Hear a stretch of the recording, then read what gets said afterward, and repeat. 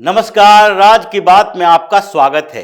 अरविंद केजरीवाल आजकल पेंडुलम की तरह लटकता फिर रहा है। बीच में ऐसी स्थिति आ गई है कि ना वो इधर का है और ना ही उधर का है। लालच वही, और दूसरे स्तर पर अगर वो हरियाणा का लाल बनने गया था तो वहां शर्म से लाल लाल होकर वापस आया है, क्योंकि मंच से रोड शो के दौरान गाड़ियों से माइक पर केवल एक ही शब्द, उसकी गिड़गिड़ाहट ऐसी कि भाई किसी तरीके से मेरे कटोरे में भीख के बदले वोट दे दो और तब हमारी इज्जत बच जाएगी। हम तो कट्टर ईमानदार व्यक्ति हैं और इस ईमानदारी का नमूना आपने दिल्ली में देख लिया है। हम जहां रहते हैं वहां काम करते हैं। देखिए दिल्ली के स्कूलों की स्थिति कैसी है और हरियाणा में एजुकेशन सिस्टम कैसा हो गया है। इसलिए एक बार मौका दे दो। केजरीवाल हर जगह एक बार मौका मांगता है, लेकिन लोग एक बार का मतलब पूरे देश में एक बार से समझते हैं। अब एक बार का मतलब यह नहीं है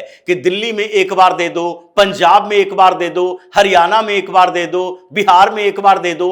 हर जगह इसको एक बार मौका देते रहो और पिछले मौका का ये गलत इस्तेमाल करता रहे। यही स्थिति हरियाणा के रोड शो और रैली में हुई। केजरीवाल गिड़गिड़ाता रहा और लोग मुस्कुराते रहे, विरोध के नारे भी लगे, बेईमान भी बताया गया और अरविंद केजरीवाल इस बात के लिए छटपटा रहा है कि अब क्या होगा। आगे दिल्ली में भी ऐसा ही तो नहीं होने वाला, क्योंकि विधायकों ने साथ छोड़ दिया है, आतिशी ने पलटी मार ली है। पूरी स्थितियों को देखिए। शपथ ग्रहण समारोह की तैयारी चल रही है, राष्ट्रपति से मंजूरी मिल गई है और कैबिनेट में अभी भी एक पद खाली है। क्यों एक पद खाली रखने का क्या मतलब है, जबकि चुनाव सर पर है, 6 महीना में चुनाव होना है और उस बीच आप अपने 7 सदस्यीय मंत्रिमंडल को भी भर नहीं पा रहे, क्योंकि आपके अंदर कंफ्यूजन है, डर है इस बात का कि किसे उठाएं। क्योंकि पहले वाले जो मंत्री थे वो सारे मंत्री तो अभी भी एडजस्ट हैं, उसमें से किसी को रिप्लेस करेंगे तो वो विद्रोह कर देगा। लेकिन नए मंत्री जो बनाने हैं उसमें एक मंत्री तो दलित चेहरा ले आए, अब दूसरा कहां से लाएं। यानी कि कंफ्यूजन इस बात के लिए भी है कि कोई एक ऐसा चेहरा हो जो कि वैश्य वर्ग से आता हो, बनिया वर्ग से आता हो, ताकि दिल्ली में ये जो बार बार कहता है हम विकास की राजनीति करते हैं, ये विकास की नहीं, यहां भी जातीय समीकरण सेट करने में लगा हुआ है। रामनिवास गोयल का भी नाम आ रहा था कि अब स्पीकर के बदले यहां पर ले आया जाए। दूसरे कई नाम के पर चर्चा हो रही है, लेकिन फाइनल नहीं हो पा रहा, क्योंकि कैबिनेट पर पेच फंसा हुआ है। एक कहां से लाएं ये समस्या है। इतने दिनों से क्या हुआ था, इतने दिनों में भी परेशानी वही थी। अरविंद केजरीवाल सीएम की कुर्सी पर बैठा हुआ और बिना कोई पोर्टफोलियो, कोई एक भी पोर्टफोलियो उसके पास नहीं, फिर भी 6 महीना तक जेल के अंदर और बाहर स्थितियां वही।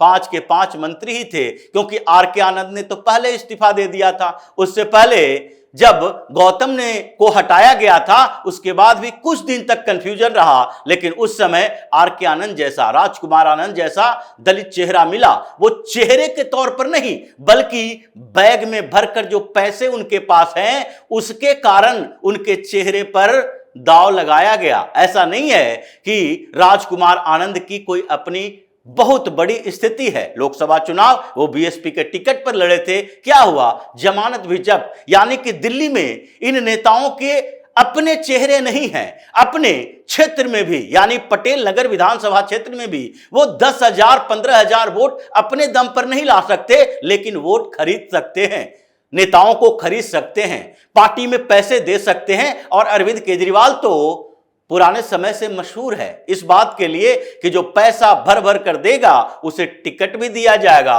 मंत्री भी बनाया जाएगा, राज्यसभा भी भेजा जाएगा। यही बात तो उठी थी एसडी गुप्ता, एनडी गुप्ता को जब राज्यसभा भेजा गया था कि ये कौन लोग हैं, ये कौन लोग हैं जिसने आम आदमी पार्टी के लिए बहुत बड़ी मेहनत की है। जबकि मेहनत करने वाले आशुतोष, मेहनत करने वाले कुमार विश्वास, ये सारे लोग दरकिनार कर दिए जा रहे हैं। यहां पर पार्टी में लंबे समय तक एक्टिव किसी भी व्यक्ति को मंत्री नहीं बनाया जा रहा है, लेकिन उधर राज्यसभा भेजने की बारी आई तो इनमें से किसी को नहीं चुना गया, बल्कि एसडी गुप्ता, एनडी गुप्ता। ये एसडी गुप्ता, एनडी गुप्ता कौन? ये दोनों के दोनों बड़े बिजनेसमैन जिनका यहां पर स्कूलों का कारोबार है, जो करोड़ों रुपया चंदा दे सकते हैं। केजरीवाल के ऐसे लोग ही तो चाहिए, और इस बात के लिए भांडा फूट रहा है और विधायकों में इस बात के लिए रोष है कि देखो, ये अरविंद केजरीवाल जिस तरीके से हमेशा डिक्टेटरशिप दिखाता रहा, अब फिर से वही चाल चलने वाला है। लेकिन जो हरियाणा में दुर्गति हो रही है, दिल्ली में भी वही दुर्गति होगी।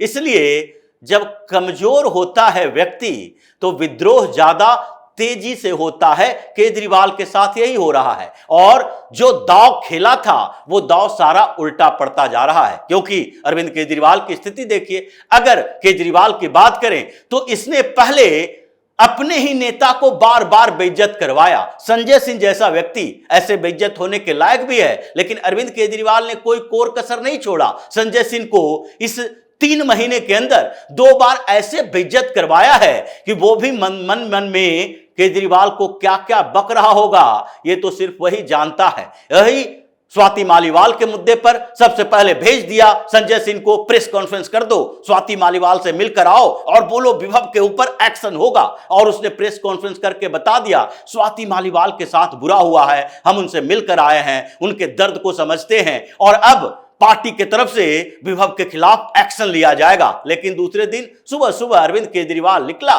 और वहां लखनऊ जाना था, विभव को साथ लेकर गया। मीडिया वालों ने फोटो निकाल दी, वीडियो वायरल हुआ और उसके बाद अरविंद केजरीवाल की तो फजीहत हुई ही, साथ में कहीं मुंह दिखाने के लायक ये संजय सिंह नहीं रहा। इस बार भी यही हुआ, संजय सिंह को आगे कर दिया गया। केजरीवाल 15 दिन में बंगला खाली कर देगा और फिर वो सामान्य लोगों के साथ रहेंगे, कोई विशेष सुविधाएं नहीं लेंगे, गाड़ी नहीं लेंगे, कोई बड़े सिक्योरिटी सिस्टम नहीं लेंगे। लेकिन 2 दिन के अंदर ही सब कुछ सामने दिखाई पड़ने लगा। लालच, लोभ कैसे इन लोगों के सर पर चढ़ा हुआ है। केजरीवाल के लिए और बड़ा बंगला चाहिए, और उसमें भी देखिए दांव कैसा खेला गया।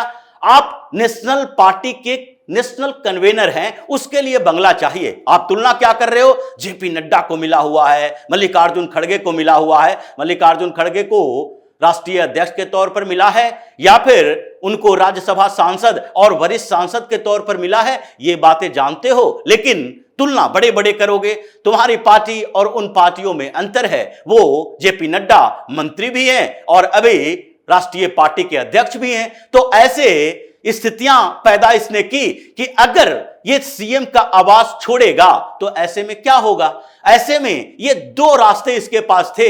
ये बिना हल्ला गुल्ला मचाए हुए नेशनल कन्वेनर होने का दावा करके बड़े बंगले के मांग करने के बदले ये सामान्य तरीके से मांग करता, और मांग करने की जरूरत भी नहीं पड़ती कि फॉर्मर सीएम को दिल्ली में एक बंगला मिलता है, लेकिन वो छोटा होगा। ये 5 कमरों वाला टाइप 8 बंगला नहीं होगा जिसमें अरविंद केजरीवाल रहकर इसे शीश महल बना दिया था। छोटा सा बंगला होगा फॉर्मर सीएम के लिए और उसी बंगले में शिफ्ट करना पड़ेगा। लेकिन इसे तो बड़ा बंगला चाहिए, अपने पार्टी ऑफिस से भी बड़ा बंगला चाहिए, और उसी में फंस गया। क्योंकि पलटी तो आतिशी ने भी मार लिया। आतिशी अब सीएम बनने वाली है। शपथ ग्रहण से पहले उसने ऐसी पलटी मारी कि मीडिया से दूर जा रही है। उसने मीडिया में दोबारा आकर नहीं कहा, जैसे मनीष सिसोदिया के समय जब वो जेल गए, इस्तीफा दिए तो मंत्री बनी, तो उस समय चीख चीख कर रही थी कि नहीं नहीं, हम मनीष सिसोदिया के चेले हैं, हम उनको गुरु मानते हैं, भाई मानते हैं, इसलिए जो मंत्री के तौर पर हमें बंगला मिलेगा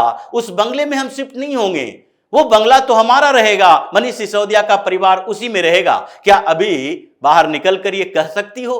क्या तुम ये नहीं बता सकती? क्योंकि तुम्हारा गुरु तो शिफ्ट हो गया, पहले सिसोदिया और अब केजरीवाल को गुरु गुरु तो कह रही हो, लेकिन ये नहीं कह रही कि शीश महल इतना बड़ा है, इतने बड़े बंगले में हम अकेले रह के क्या करेंगे, हमारा परिवार भी रहेगा, उनका परिवार भी रहेगा, अभी कुछ दिन तक एडजस्ट कर लेंगे, चुनाव के बाद तो ऐसे भी अगर आम आदमी पार्टी जीत गई तो हमारे से कुर्सी छीन ही जाएगी, हम तो खड़ाऊ लेकर चल रहे हैं। लेकिन इसने पलटी मार ली। ये बात कही नहीं रही है कि नहीं नहीं अरविंद केजरीवाल को अभी इसी शीश महल में रहना चाहिए, और वो धीरे धीरे पार्टी के एक्टिविटी में ज्यादा भाग ले रही है, कैबिनेट पर ज्यादा बात कर रही है, लेकिन कैबिनेट के फैसले पर इसकी कोई औकात नहीं है। यहां पर सौरभ भारद्वाज हो या फिर गोपाल राय या कैलाश गहलोत हो या इमरान हुसैन हो, ये लोग अतिशी की बात सुनने के लिए तैयार हैं क्या? केजरीवाल की तरह इन लोगों के साथ वो मीटिंग करने के लिए तैयार होगी? इसको मीटिंग करने के लिए गोपाल राय के पास जाना पड़ेगा।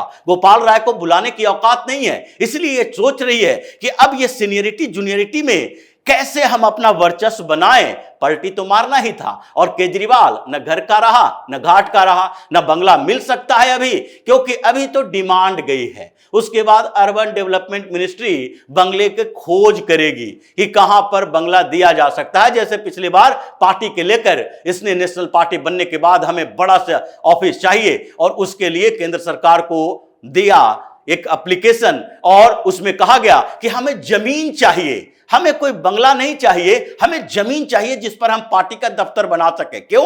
क्योंकि एक बार जमीन मिल गई तो उसके बाद उस पर दफ्तर बनाने के बाद यह नियम है कि वहां पर अगर वो नेशनल पार्टी का दर्जा खत्म भी हो गया तो उसे हटाया नहीं जा सकता। लेकिन अगर वो बंगला है और नेशनल पार्टी के दफ्तर के तौर पर यूज हो रहा है, जैसे ही आपके ऊपर नेशनल पार्टी का टैग हटा, आप स्टेट पार्टी बन गए, तो आपको खाली करना पड़ेगा। जैसे जिस बंगले में अभी शरद पवार का ही था, जिसमें अरविंद केजरीवाल की पार्टी का ऑफिस बना है। शरद पवार की एनसीपी पहले नेशनल पार्टी बन गई थी, तो उसे दिल्ली में एक कार्यालय के लिए जगह दी गई थी, बंगला दिया गया था। लेकिन जैसे ही उनका नेशनल पार्टी का दर्जा खत्म हुआ, उनसे वो छीन लिया गया, और वही अभी केजरीवाल को मिला है। जैसे ही गुजरात में इनके विधायक पलटी मारेंगे या फिर गोवा में पलटी मारेंगे, वैसे ही इनके नेशनल पार्टी का दर्जा छीनेगा, वो ऑफिस भी छीन जाएगा, और बंगले की बात जहां तक है वो भी बंगले भी छीन जाएंगे। ये तो इंतजार किया जा रहा है, इसलिए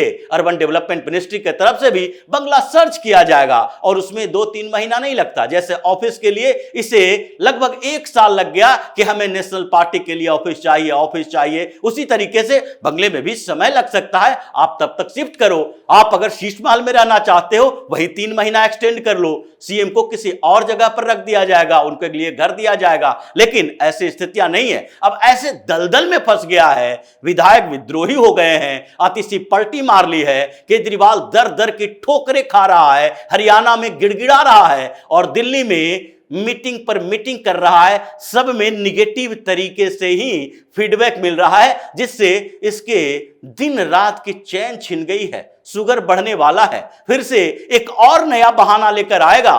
बीमार हो गए हैं, हॉस्पिटल में हैं, मरने वाले हैं, जान को खतरे की बात तो कर दिया कि सिक्योरिटी को खतरा है। अब बीमारी का बहाना एक और बने करेगा कि अब हम तो ऐसी स्थिति में हैं, दिल्ली की जनता हमें वोट की भीख दे दे। ये स्थिति केजरीवाल की हो गई है। लेकिन अब ये चतुर चालाक धूर्त केजरीवाल के सारे पैतरे, सारे प्लान चौपट होता हुआ दिखाई पड़ रहा है, क्योंकि इस्तीफा के इस दांव ने अरविंद केजरीवाल को कहीं का नहीं छोड़ा है। तो इसी तरह की खबरों के साथ फिर से हाजिर होंगे। तब तक के लिए बने रहिए हमारे साथ और देते रहिए हमें सहयोग, ताकि इसी तरह की खबर हम आपके लाते रहे। धन्यवाद।